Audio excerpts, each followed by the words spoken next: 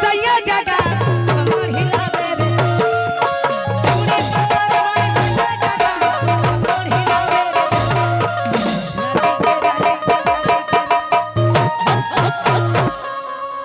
मार दो एकदम कचकचा के कचकचा के धर कचकचा के धइला बजने तो दिनो चाहिए जाई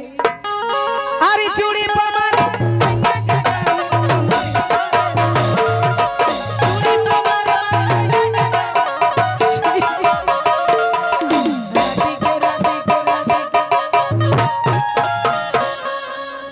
ठीक है दे पे फान के जाई वाला काय में कोई मिला कोई नहीं हाय से तुम करे पचा राती के राती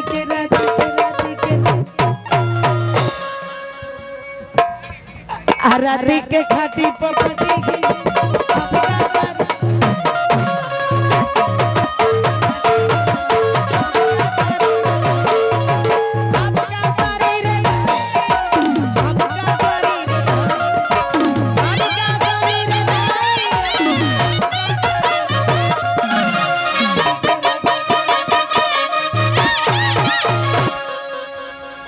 राती के खाटी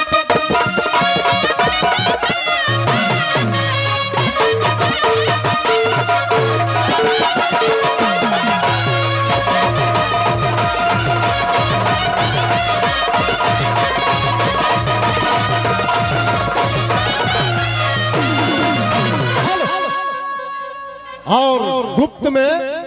मैं चाहूंगा जो हमारे तीसरी सुपरस्टार मिस पारो जी हैं